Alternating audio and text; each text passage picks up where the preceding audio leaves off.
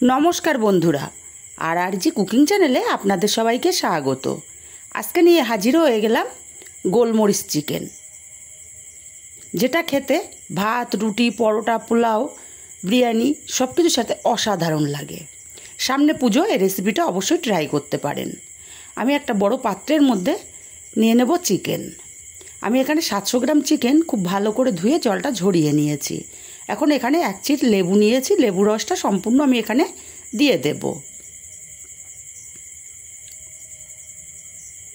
সম্পূর্ণ লেবু রসটা এখানে দিয়ে দিলাম। এবার এখানে দিয়ে দেব হাফ চামচ লবণ আর দেব হাফ চামচ গোলমরিচ গুঁড়ো, এক চামচ সাদা তেল দিয়ে দিলাম। এবার খুব ভালো করে হাত দিয়ে এটাকে মাখিয়ে নেব।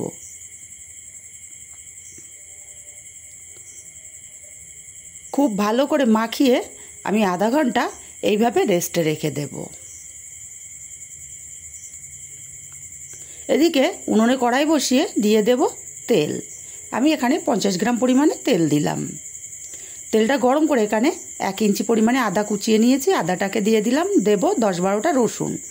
আমি একটা মিডিয়াম সাইজের রসুন সম্পূর্ণ কোয়াগুলো দিয়ে দিয়েছি।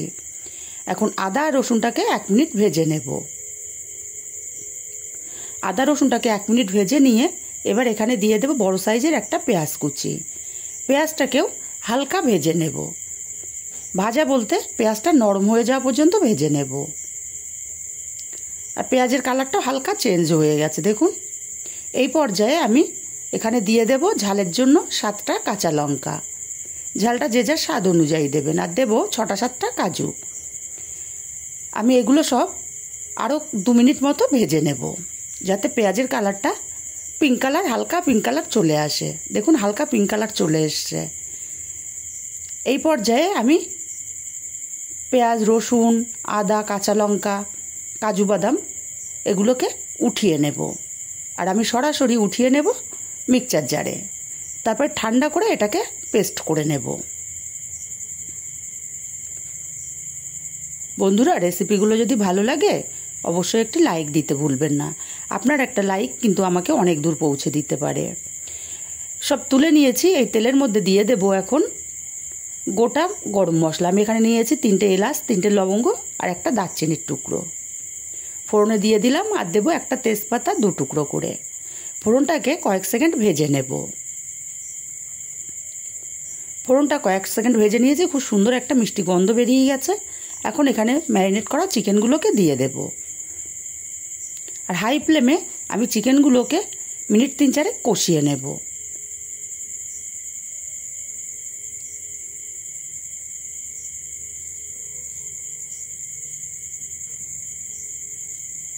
চিকেনটা আমি মিনিট 3 ধরে কষিয়ে নিয়েছি।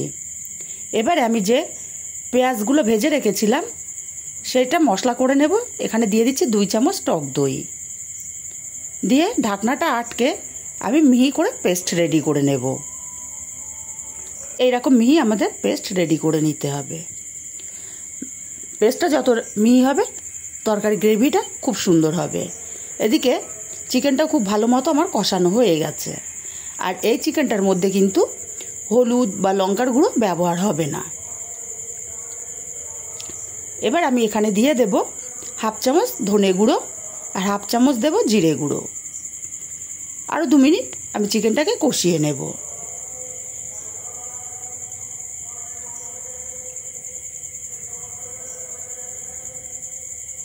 আরও 2 মিনিট আমি কষিয়ে নিয়েছি। এবার এখানে দিয়ে দেব পেস্ট করে রাখা মশলাটা। বন্ধুরা এই রেসিপিটা অবশ্যই একদিন বাড়িতে ট্রাই করবেন। খেতে কিন্তু অসাধারণ হয়, অসাধারণ। আমি বলে বোঝাতে পারছি না, বাড়িতে আপনারা না ট্রাই করলে বুঝতে পারবেন না। মশলাটাকে দিয়ে আমি আরও 2 মিনিট চিকেনটাকে কষিয়ে নেব।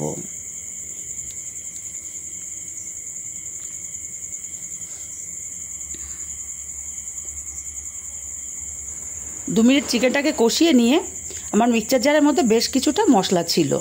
আর মিক্সচার জারটা ধুয়ে এখানে অল্প একটু জল অ্যাড করে দেব।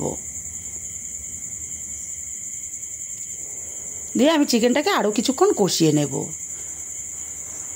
এই চিকেনের স্বাদটাই আসে কষানোর ওপরে। যত ভালো করে আপনি কষাবেন চিকেনের টেস্টটা ততটাই ভালো আসবে। দেখুন চিকেনের যে গ্রেভিটা একটা ক্রিমি টেক্সচারে চলে এসছে। এবার আমি এখানে দিয়ে দেব লবণ।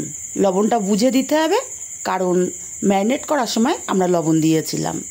লবণটাকে দিয়েও আমি আরও মিনিটখানিক কষিয়ে নেব। এই পর্যায়ে আমি দিয়ে দিচ্ছি 1/2 চামচ গরম মশলা আর দেব 1/2 চামচ গোলমরিচ গুঁড়ো। গরম মশলার গোলমরিচটাকে দিয়ে আরও 2-3 মিনিট আমি চিকেনটাকে কষিয়ে নেব।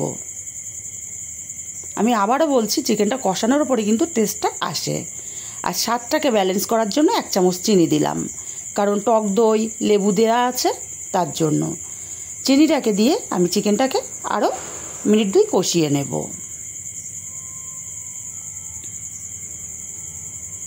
চিকেনটাকে খুব ভালো মতো কষিয়ে নিয়েছি। এখন এখানে দিয়ে দেব জল। এই রান্নাটায় কিন্তু গ্রেভিটা কমই হয়, তাই অল্প পরিমাণে আমি জল দিলাম এখানটায়।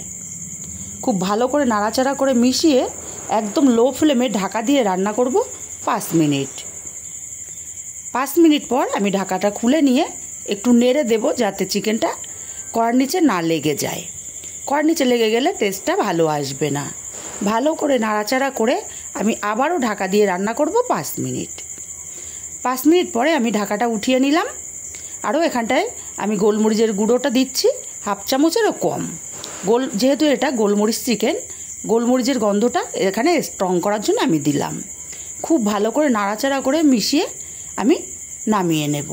আর তৈরি হয়ে গেল আমার দারুণ স্বাদের, দারুণ টেস্টি গোলমরিচ চিকেন। রেসিপিটা ভালো লাগলে কাছের আত্মীয় স্বজন বন্ধুবান্ধবের কাছে শেয়ার করতে ভুলবেন না। আর যদি আমার চ্যানেলটা এখনও সাবস্ক্রাইব না করে থাকেন, সাবস্ক্রাইব করে আমার পাশে থাকবেন।